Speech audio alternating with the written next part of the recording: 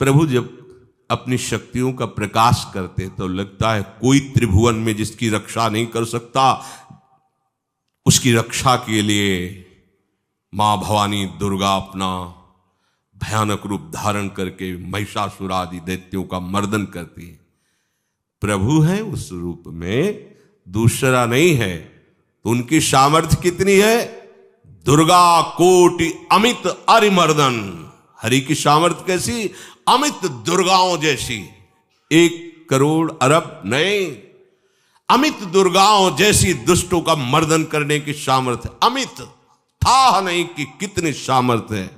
एक दुर्गा रूप में जब हरि प्रकाशित होते हैं तो त्रिभुवन में कोई सामने खड़ा होने वाला नहीं होता। मां भवानी जिस समय अपने स्वरूप में आती, किसी की ताकत नहीं है। ये शुंभ निशुंभ इतने बलवान दैत्य थे, त्रिभुवन में कोई इनका बाल बांका भी नहीं कर सकता था। स्मरण किया समस्त देवताओं ने तो भगवान से ही शक्ति का प्रादुर्भाव हुआ। इतना सुंदर रूप मां भगवती का। शुंभ निशुंभ के पार्षद घूमते रहते थे, उन्होंने देखा, जाके बताया कि आपके महल में जितनी सुंदरियां उसकी दासी बनने योग्य भी नहीं है, ऐसी सुंदरी का हमने दर्शन किया। बोले मेरा जाके परिचय बताओ। बोले ऐसा नहीं लगता कि आपके परिचय बताने से केवल आ जाएंगी। तो उनका अगर ऐसा नहीं तो केश कर्षण निर्धूता गौरवा मां गरिष्यति। उसके गौरव को धूल में मिलाते हुए बाल पकड़कर घसीट कर हमारे पास लाओ। मार्कंडेय पुराण। उनके पार्षद गए और बताया हमारे मालिक शुंभ निशुंभ है, उनका आदेश है कि आप महल में चलो और आदर सहित, अगर आप ऐसा ना करती हैं तो मैं आपका निरादर करते हुए बाल पकड़कर घसीटते हुए ले जाऊंगा। देवी जी ने मुस्कुरा दिया और कहा अपने मालिक से कह दो जाकर के कि हम उसी की आज्ञा पालन करती है जो हम पर युद्ध में विजय प्राप्त कर ले। वो जाके बोले हाँ वो तो मतवाले, त्रिभुवन में कोई जोड़ ही नहीं था। आए और उद्दंडता पूर्वक वचन बोलने लगे। माता जी ने कहा बस तब तक बोल ले जब तक मैं मधु का पान कर रही हूं। बस ये पान करते ही तेरी जीवन लीला समाप्त हो जाएगी। ऐसा ही हुआ। जो ही पान करके सिंह पर सवार होकर गर्जना की, सारा का सारा अहंकार धूल दूषित हो गया, काट के फेंक दिया।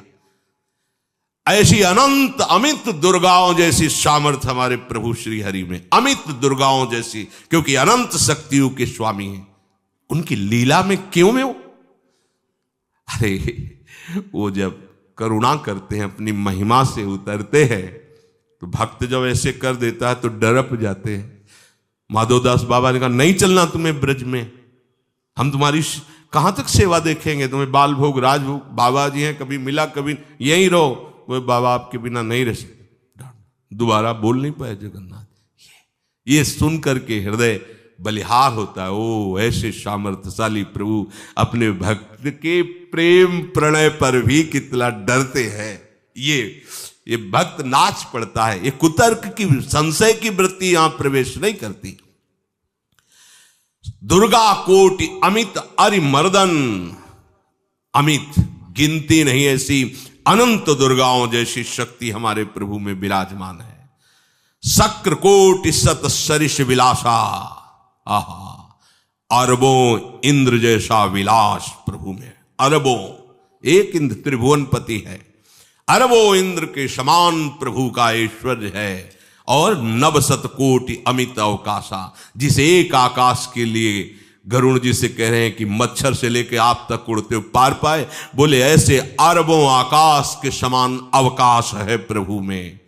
मरुत कोटि सत विपुल बल, रवि सत कोटि प्रकाश, शशि सत कोटि सुशीतल, समन सकल भव त्रास। अरबों पवन के समान महान बल है। अगर त्रिभुवन में कोई बल है तो पवन में बल है, वायु बल। बड़े बलवान देवता, बल में इनके समान कोई नहीं। इन्हीं के अंश से प्रकट होते पवन पुत्र हनुमान। और इन्हीं के अंश से प्रकट होते पवन पुत्र भीम, बेजोड़ बलशाली महात्मा। दोनों महात्मा बेजोड़ बलशाली। जेगिर चरण दे हनुमंता, चले उसोगा पाताल तुरंता। जिमि अमोघ रघुपति कर बाना, ये ही भांति चले हनु। किलकार दे तो राक्षसियों के गर्भ गिर जाते थे, ऐसे महान बली हनुमान जी। और भीम का क्या कहला है? जब ये देव पुष्प उड़ करके आया और द्रौपदी जी को दिया गया, तो द्रौपदी जी ने कहा इसका जोड़ होना चाहिए इस पुष्प का। सबसे कहा पर किसी ने नहीं सुना। भीम ने कहा कहीं भी मिलेगा मैं इससे लाएंगे। ऋषियों ने समझाया कि आगे मत बढ़ो, ये यक्षों की भूमि है, युद्ध हो जाएगा और तुम्हें तैयारी करनी है हस्तिनापुर के लिए, और तुम इधर, वो सब दिव्य हैं, पवन पुत्र हैं। किसकी मां ने अपने वेग को बढ़ाया तो महाभारत में पढ़ के देख लो, इनके चलने के वेग से वृक्ष उखड़ उखड़ कर गिर रहे थे। ऐसे जब चल रहे थे तो चलने के वेग से वृक्ष उखड़ जाते थे भीम के। तो हनुमान जी ने सोचा किसी के समझाए तो समझेंगे नहीं, तो आगे पवन पुत्र ही बैठ गए, बूढ़े बानर का वेश लेकर, लंबी पूंछे से। मार्ग में मर्यादा है, किसी पशु को भी नहीं लांघना चाहिए। विवेकवान उपासक ऐसा नहीं कि कोई सो रहा है पशु भी आप उसे लांघ जाए, ऐसा नहीं। जो विवेक है, जो मर्यादा है, वैसे किसी सोते हुए को लांघना नहीं चाहिए। उन्होंने कहा है वृद्ध बानर, ये अपनी पूंछ हटा ले और मार्ग दे दे, इस समय मैं विशेष कार्य के लिए जा रहा हूं। तो उनका जब कह ही दिया है वृद्ध, तो आप समझ ही रहे होगे कि वृद्ध में क्या ताकत होती। अब मेरी ताकत पूंछ हटाने की नहीं रह गई है, आपने तो वृद्ध ही कह दिया है, तो आप समझ रहे हो ना, आप पूंछ हटा लीजिए। कहा हमारी आज्ञा की अवहेलना करे, ऐसे उठी नहीं, दोनों हाथ लगाया, नहीं उठी, पूरी ताकत लगा दी। पवन पुत्र भीम की पूरी ताकत लग गई, पूछ जरा से भी नहीं ली। हाथ जोड़ के खड़े बोले हम समझ गए हमारे बड़े भ्राता आप हनुमान जी हैं, क्योंकि ऐसा कोई बानर सृष्टि में पैदा नहीं हुआ कि मैं उसकी पूंछ ला हिला सकूं, मैं समझ गया। तो मुस्कुराए और बैठ के बोले हमारी आज्ञा मानो, इस मार्ग में मत जाओ, ये देव मार्ग है, ऐसे ऐसे सिद्ध हैं कि आपका अपराध बन जाएगा, आप शाप से युक्त हो जाएंगे, इसलिए मैं आपको मना। बोले प्रभु जब आप कृपा करके आए हो तो हमें वो रूप दिखा दो जो लंका में आपने रूप दिखाया। बोले मत उस बात की चर्चा करो, रहने दो। बोले प्रभु एक बार देखना चाहता हूं कि मेरा बड़ा भाई कितना बलवान है। हनुमान जी ने कहा फिर देख लो। कनक भूधराकार शरीरा, समर भयंकर अति बल। कांप गए भीम जी, हाथ जोड़ बोले भैया नीचे। स्वर्णिम कांति, वो भयानक उनका रुद्र रूप, कांप गए भीम, कांप गए। वायु में अगर बल में देखा जाए तो सबसे ज्यादा वायु बलवान है। भगवान कैसे है? मरुत कोटि सत विपुल बल, अरबों वायुओं जैसी महान ताकत हमारे प्रभु में है, संशय नहीं। वो अगर छोटी सी कार्य के लिए सहयोग लेते हैं, ए उठवा दो, ऐसा कर, भक्तों के साथ वो विनोद करते, लीला करते, नहीं उनमें बल कितना है। ऐसे पवन पुत्र हनुमान जिनके चरणों को ऐसे गोद में लिए रहते हैं। एक उपनिषद में चरित्र आता है कि असुरों पर विजय प्राप्त करने के कारण देवताओं को गर्व हो गया और सभा में नृत्य गान चल रहा था। भगवान जब किसी पे गर्व करते हुए देखते हैं तो उनको अच्छा नहीं लगता। फिर सृष्टि के विधान के प्रधान अधिकारी जब देवतागण और देवराज इंद्र और उन्मत्तता, विजयश्री में उन्मत्तता आ जाती है, तो भगवान ने एक यक्ष का रूप धारण किया और सभा के प्रधान द्वार पर दिखाई दिए। देवराज इंद्र ने कहा कि पता लगाओ ये कौन है, बिना आज्ञा के, बिना सूचना के कैसे आ गया ये, क्योंकि त्रिभुवनपति है ना। अग्नि देवता ने कहा मैं जाता हूं, पता लगा के आता हूं, क्योंकि किसी बलवान का परिचय पूछने के लिए निर्बल को नहीं भेजा जाता। अग्निदेव गए और कहा आप अपना परिचय दीजिए, कौन हो और यहां कैसे आए हो। तो उनका परिचय लेने के पहले हम आपका परिचय जानना चाहते हैं, आप कौन हो। उन्होंने कहा कि मैं अग्निदेव हूं। सामर्थ्य आपकी, त्रिभुवन को उपले की तरह भस्म कर सकता हूं। मैं समस्त प्राणियों के उदर में बैठकर अन्न और जल का पचाकर जीवन दान देता हूं, जीवन पोषण करता हूं। अच्छा, एक तिनका फेंका, हम तुम्हारी बात तभी प्रमाणित, ये उपनिषद की बात, हम तुम्हारी बात तभी प्रमाणित मानेंगे जब तुम इस तिनके को जला दोगे। अब कोई अग्नि देवता से तिनका जलाने की बात कहे, सहज में दृष्टि डाली, कुछ नहीं हुआ, पूरा पावर लगा दिया। यक्ष जी ने मुस्कुरा कर कहा तुम तो कहते थे पूरे त्रिभुवन को उपले की तरह जला दूंगा, अब ग्रीवा झुकाई पहुंचे। देवराज इंद्र ने कहा कौन है। बोले असमर्थ रहा उनका परिचय जानने में, वायु देवता। आप अपना परिचय बताइए। आप अपना परिचय जो आए हो तो हमें पहले बताओ, तब हम अपना परिचय दें। तो उनका मैं महान देव वायु हूं। बल आपका, संपूर्ण जीवों का जीवन हूं। अगर मैं रुक जाऊं तो एक भी क्षण सृष्टि टिक नहीं सकती, क्योंकि सब वायु से जीवित है। और मैं पूरे ब्रह्मांडों को तिनके के से उड़ा सकता हूं। ये तिनका है, उड़ाओ। पूरी ताकत लगा दी वायु देवता ने, तिनका नहीं उड़ा। ग्रीवा झुकाई, वापस चले गए। अब देवराज इंद्र उठे, जे ही नजदीक पहुंचे यक्ष अंतर्धान हो गए और देखा साक्षात ब्रह्म विद्या, दूर से मूर्तिमान ब्रह्म, और डांट लगाई कि तुम उनसे संभाषण करने योग्य भी नहीं हो, क्योंकि तुम सबसे बड़े सिंहासन पर बैठे हो और अहंकार करते हो। तुम्हारे देवता सब सामर्थ्यहीन है, एक तिनका भी अग्नि नहीं जला सका, एक तिनका भी वायु नहीं उड़ा सका। अरे जिनकी शक्ति से शक्तिमान वो भगवान स्वयं आए हुए थे, कांप गए देव। अहंकार मत करो, जाओ। भगवान के बल से तुम विजयी हुए, देवताओं के बल से नहीं। देवताओं में जो शक्ति है वो उन्हीं के अंश से आई हुई है। अरबों वायु के समान महान बलशाली हमारे श्री हरि, अरबों सूर्यों के समान उनका प्रकाश, अरबों सूर्यों के समान प्रकाश, अरबों चंद्रमाओं के समान सुशीतलता, समस्त भयों और दुखों का नाश करने वाले प्रभु श्री हरि। काल कोटि सत सरिसती, दुस्तर दुर्ग दुरंत, धूम के तु सत कोटि सम, दुराधरस भगवंत। अरबों कालों की सामर्थ्य, अरब नहीं अरबों कालों की सामर्थ्य भगवान, एक काल अनंत ब्रह्मांडों में तांडव मचाए रखा है। अरबों काल, अमित बलशाली, अत्यंत दुस्तर, दुर्गम, दुरांत। कौन? प्रभु श्री हरि। अरबों धूमकेतुओं के समान अत्यंत प्रबल सामर्थ्यशाली प्रभु, अगाध सत कोटि पताला,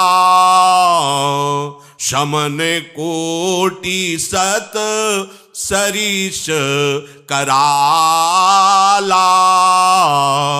तीरथ अमित कोटि सम पावन,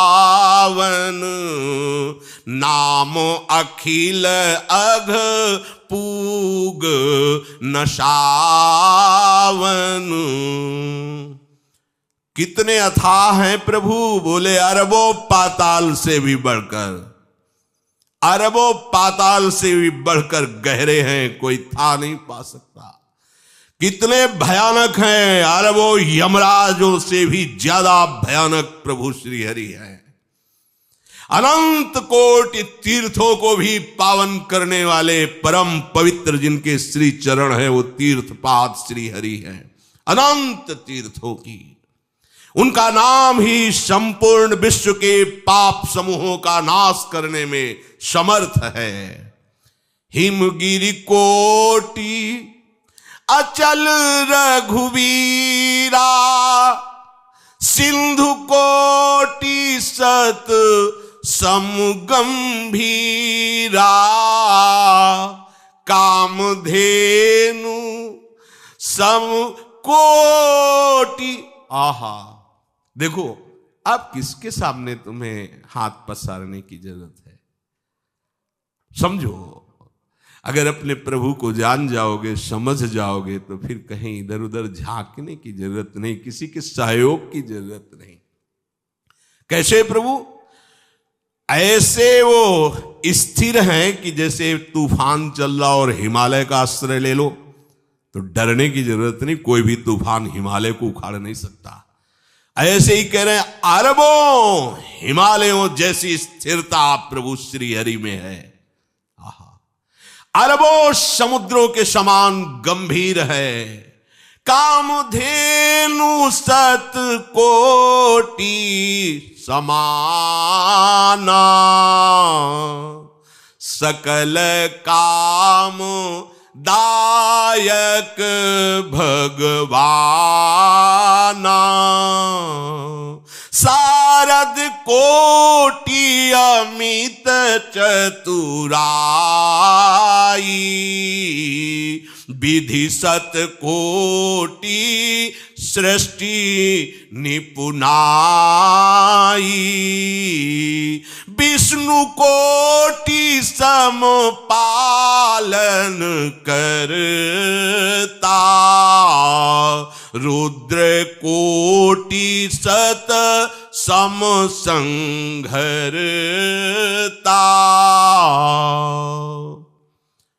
अरबों कामधेनुओं के समान प्रभु श्री हरि हैं। एक कामधेनु मिल जाए तो निहाल हो जाए। है हमारे श्री हरि कैसे? अरबों कामधेनुओं के समान है। इच्छित कामनाओं की पूर्ति कर दे उसे कामधेनु कहते हैं। प्रभु में कितनी चतुरता है! अनंत कोटि सरस्वतियों की एक सरस्वती ब्रह्मांडों का संचालन करती है, बुद्धि के अधिष्ठात्र देवी हैं। और यहां क्या, हमारे श्री हरि अनंत कोटि सरस्वतियों की चतुराई समाई हुई है। अरबों ब्रह्माओं के समान सृष्टि रचने में समर्थ। एक ब्रह्मा प्रकट कर दिया, एक वैभव प्रकट हो गया। अरबों ब्रह्माओं जैसी सामर्थ सृष्टि रचना की प्रभु में है। आहा! और अरबों विष्णुओं के समान पालन करने की सामर्थ्य प्रभु में है। अरबों शंकर के समान संहार करने की सामर्थ्य प्रभु में है। धनद कोटि सत सम धन वाना, माया कोटि प्रपंच निधाना, भार धरन सत कोटि अहिसा, निरवधि निरूपम प्रभु जगदीसा। अरबों कुबेरों के समान धनवान है। अरबों मायाओं के समान सृष्टि करने में सामर्थ्यशाली है। अरबों शेष भगवान के समान अनंत भार उठाने में समर्थ है। जगदीश्वर प्रभु श्री हरि की कोई उपमा, कोई सीमा नहीं है। ये उपमा रहित और सीमा रहित है। निरुपम न उपमा आन राम समान, राम निगम कहे, जिम कोटि सत खद्योत समु, रवि कहत अति लघुताल है। यही भांति निज निज मति विलास, मुनीस हरि बखा नहीं, प्रभु भाव गाहक अति कृपालु, सप्रेम सुनि सुख मानहि। प्रभु भाव गाहक अति कृपालु, सप्रेम सुनि सुख मानहि। प्रभु श्री हरि उपमा रहित हैं, उनकी कोई अनंत ब्रह्मांडों में किसी से उपमा नहीं दी जा सकती। प्रभु के समान केवल प्रभु हैं, ऐसा वेद कहते हैं। अरबों जुगुनियों के समान यदि सूर्य को कहा जाए तो सूर्य का अपमान होता है, सम्मान नहीं। ऐसे ही जो अभी तक वर्णन किया गया उसको समझो। अरबों जुगनुओं के समान यदि सूर्य को कहा जाए तो सूर्य की प्रशंसा नहीं, एक तरह से अवहेलना है। आहा, इसी प्रकार अपनी बुद्धि के विकास के अनुसार मुनीश्वर, अपनी बुद्धि के विकास और प्रकाश के अनुसार मुनीश्वर प्रभु का वर्णन करते हैं। गुण महिमा नाम बल पर थाह कोई नहीं पाओ, आज तक कोई थाह नहीं। ऐसे प्रभु की लीला में कोई कुतर्क, कोई संशय, अब वो क्या बुद्धि है उसका खुद विचार करे।